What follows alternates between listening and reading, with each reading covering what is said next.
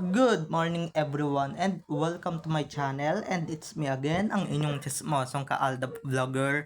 Gusto ko munang magpasalamat sa inyong lahat sa mga walang sawa na tumatangkilik, nanonood, sumusuport at sumusubaybay ng mga content ko here on my YouTube channel. So wag ninyong babaktawan o lalaktawan tong ating content ngayong araw. I'm sure na hindi ninyo pagsisasihan na pinanood nyo ito mula umpisa hanggang hulihan. And syempre, wag kayong mag-i-skip ng segment, okay? Buuin nyo to, start to finish. And syempre, wag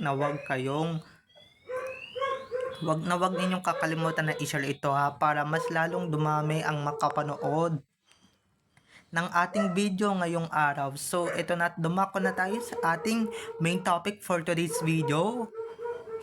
Kunwaring pa-inosente. Ito yung mga panahon guys na papasok pa lang sa politika si Mr. Spotted. Pa-inosente, pa-awalok. So, ito na guys, watch this. Mamaya ipapaliwanag sa inyo ng buong buo. So, ito na guys, watch this. Did you hear my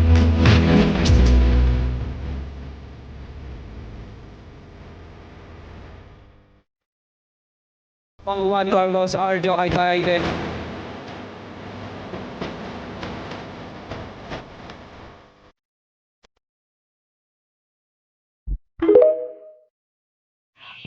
At kung nakita nyo na ngayong recap, so once again si TTO sa mga admins, dumako na tayo sa ating main topic for today's video agad-agad. Gaya nga ng sinabi ko kanina, ito na nga no, dumako na tayo sa ating main topic for today's video.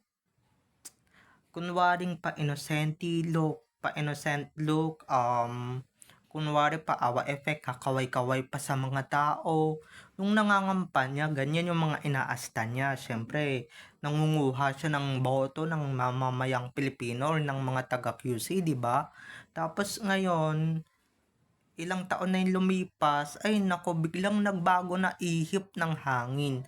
Biglang nagbago na ang pag-uugali or yung asta ni Mr. Spotted or ni Arjo Ataide. Diba, pakaway-kaway pa siya, pamigay-migay pa siya ng relief goods, guys. Pabigay-bigay pa siya ng kung ano-anong relief packs sa mga sa mga sa mga nil sa mga binaha. Ito lang, nitong September lang nung pumutok ang issue ng flood control project. Pero sorry na lang, 'di ba? Kahit na ilang beses niyo pang i-throwback ang mga kabutihang asal ni Mr. Spotted or yung mga kabutihang asal na ginawa niya, baliwala na yan guys, baliwala na yan, dahil lumabas na ang totoo niyang kulay, ang totoo niyang pag-uugali, okay? Kung ano ba talaga yung inaasta niya, kung ano talaga yung inuugali niya in real life, talagang lumabas na. At kung ano yung ugali ng tatay niya, at talagang namana niya talaga. 'Di ba? Hindi nga siya nangingidnap at hindi siya nangingi ng ransom. For short, hindi siya kidnap for ransom na tao. Pero, 'di ba, ang masama doon, hindi nga siya kidnap for ransom pero magnanakaw naman siya. O mas matindi 'yun, 'di ba? O mas matindi 'yun kaysa dun sa kidnap for ransom. Hello. 'Di ba? Mas matindi 'yun kaysa naman sa, 'di ba? Kaysa naman dun. At saka yung mga fans niya lang naman yung nagbabalik na itong mga paawa effect, pa-innocent effect na itong ni Arjo sa mga taong, sa mga mamamayang Pilipino. Para nga naman sa ganun na, sana naman hindi niyo kalimutan kung ano yung nagawa ni Arjo Ataide sa Pilipinas or sa lugar ninyo, di ba? Or sa lalawigan ninyo. Ang tanong, may nagawa ba? Ni Kapraso nga wala siyang nagawa, di ba?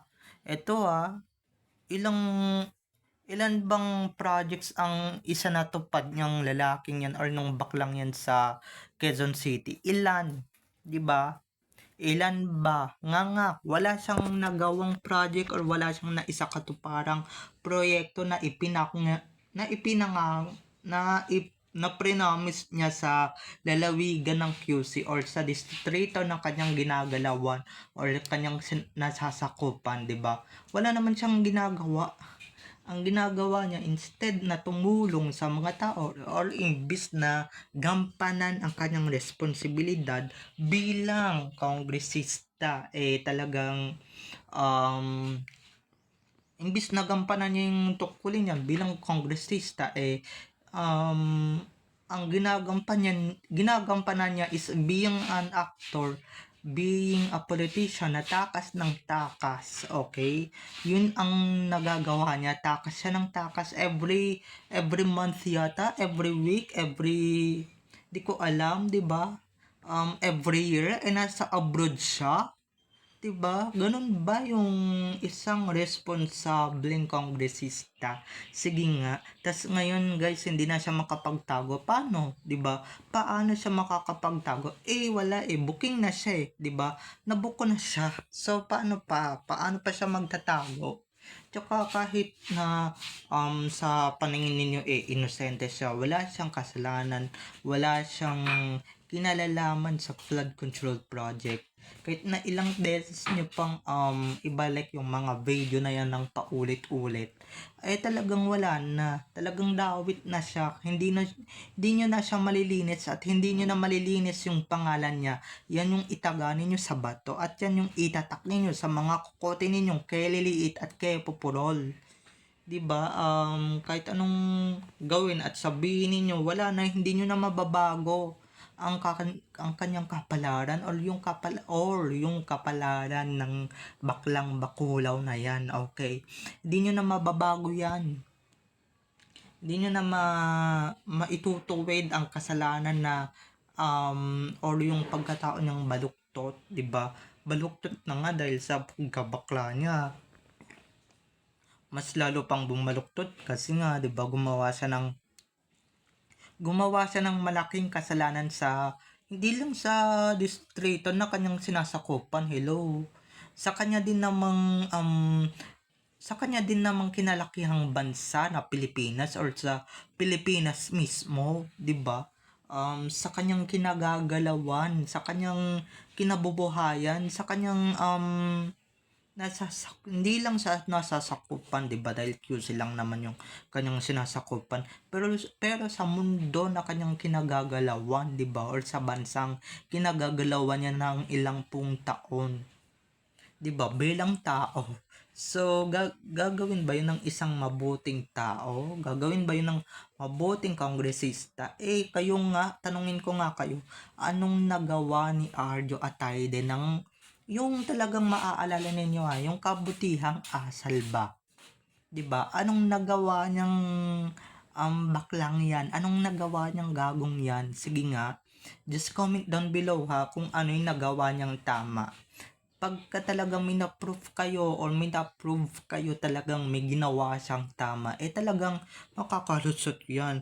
'Di ba? Yung kapani-paniwala sana, yung hindi gawa-gawang video lang na or gumawa kayo ng video na kunwari sabihin niyo may ginawa sa inyo yung tao na mabuti.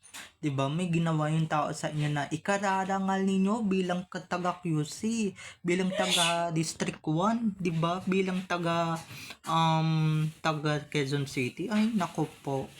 'Di ba? Ang sabihin ko sa inyo, wala kayong maipagmamayabang na ginawa niyang Arjo Atayde na yan or ng congressman ninyo, kasi wala naman talaga. Ang ginawa niyan, walwal, shopping, bili dito, bili doon, abroad dito, abroad doon, punta sa France, Paris, Australia, US, 'di ba, Canada, hindi ko Malaysia, 'di ba, kung saan-saan pang bansa ang kanyang pinuntahan, Guam, 'di ba? Doon siya nagpupunta. Doon niya ginagampanan ang kanyang responsibilidad, okay? Imbis na gampanan niya talaga ang tumulong ng tumulong sa kanyang mga sa kanyang constituents, anong ginagawa niya? Walwal, labas dito, labas doon, abroad dito, 'di ba? Punta dito, shopping doon.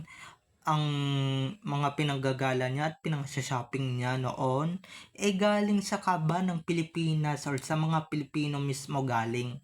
Okay, kaya may ambag din kami dyan sa mga pinag-a-abroad niya or pinang-a-abroad niya, pinangwawalwal niya, pinanggagastos niya sa kung ano-anong kapritsyohan niya, 'di ba? Sa kung ano-anong lakad na wala namang kapalarakan, 'di ba? Wala naman katuturan ang kanyang mga nilalakad or kanyang mga lakad, 'di ba? Wala namang kasense. Ako lang mismo to pero ewan ko lang sa iba. Siyempre yung iba dito pagtatanggol pa rin si Arjo, 'di ba? Pagtatanggol pa rin nila 'yan. At I'm sure yung iba dito mga fans ng hinayupak na baklang 'yan. 'Di ba? Fans ng or idol nila 'yan. Kaya sorry na lang kayo, hindi kayo welcome sa channel ko. If idol kayo if idol ninyo yan si Arjo, hindi kayo welcome dito sa channel ko, okay? Ang welcome lang dito is yung mga Aldab Nation, okay? So, babay na mga ka-ADN and wait lang, okay? Pahabol ko lang. Kahit na ilang beses nyo pang paulit-ulitin yung video na yan, wala nang maniniwala sa inyo. It's either me, it's either ibang tao, 'di ba? Wala na kayong maluloko, wala na kayong mabibilog ang ulo kasi alam naman na nilang isa si Arjo Atayde sa mga nagnanakaw ng kaba ng Pilipino, 'di ba? So, babay na mga ka-ADN. I love you all. Have a nice day. Keep safe and God bless everyone. Don't forget to subscribe to my YouTube channel and syempre, don't forget to click the notification bell para pag nag-upload ako, kayo agad ang unang-unang update na itong mga aking susunod pang mga videos. Okay? So, bye-bye na mga ka-ADN. I love you all. Have a nice day. Keep safe and God bless. And guys, take note lang. Very, very relatable, legit ang mga kwento ko kesa dun sa may 209 subscribers. Okay, kung ako sa inyo, i-unsubscribe nyo na yan. So, babay na mga ka-ADN. I love you all. Have a nice day. Keep safe and God bless everyone. Bye-bye. Enjoy watching everyone. Enjoy our weekend. Happy weekend everyone. Bye-bye.